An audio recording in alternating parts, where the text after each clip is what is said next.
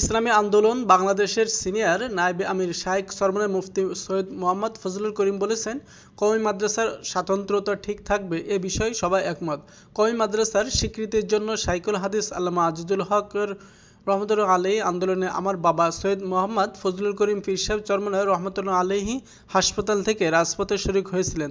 তার উপস্থিতিতে শাইখুল হাদিস বলেছিলেন, আমি আমার ডান হাত পেয়েছি।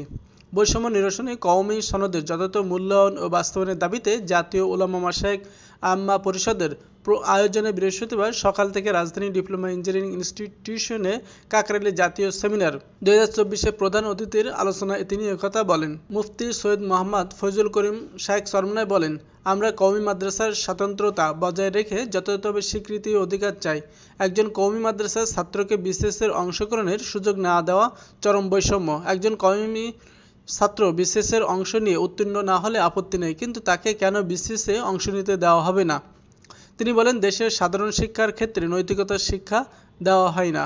কওমি মাদ্রাসার ছেলেরা বিসিএসে সরাসরি অংশ নিতে পারে না। আমরা চাই সব ক্ষেত্রে কওমি মাদ্রাসার ছাত্ররা প্রতিযোগিতায় অংশ নেবে।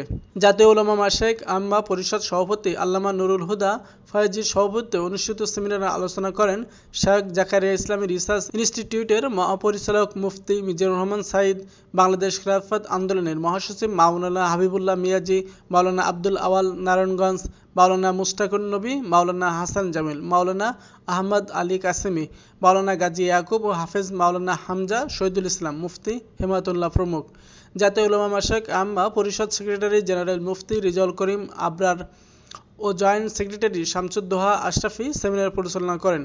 সভাপতির বক্তব্যে আল্লামা নুরুল হুদা ফয়েজী নিম্ন উল্লেখিত কর্মসূচি ঘোষণা করে বলেন, 20শে সেপ্টেম্বর থেকে 20শে অক্টোবর পর্যন্ত কওমি সনদের যথাযথ মূল্যায়নের দাবিতে সেমিনার ও জেলা শিক্ষা অফিসার বরাবর স্মারকলিপি প্রদান।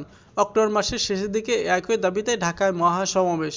ইনস্টিটিউটের মহাপরিচালক মুফতি মিজানুর রহমান সাঈদ, বাংলাদেশ খেলাফত আন্দোলনের মহাসচিব মাওলানা হাবিবুল্লাহ মিয়াজি, মাওলানা আব্দুল আওয়াল নারায়ণগঞ্জ, মাওলানা মুশতাকুন নবী, মাওলানা হাসান জামিল, মাওলানা আহমদ আলী কাসেমি, মাওলানা গাজী ইয়াকুব ও হাফেজ মাওলানা হামজা শহীদুল ইসলাম, মুফতি হেমায়েতুল্লাহ প্রমুখ।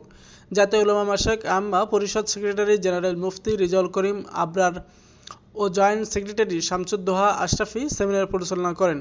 সভাপতির বক্তব্যে আল্লামা নুরুল হুদা ফয়েজী নিম্ন উল্লেখিত কর্মসূচি ঘোষণা করে বলেন, 20শে সেপ্টেম্বর থেকে 20শে অক্টোবর পর্যন্ত কওমি সনদের যথাযথ মূল্যায়নের দাবিতে সেমিনার ও জেলা শিক্ষা অফিসার বরাবর স্মারকলিপি প্রদান।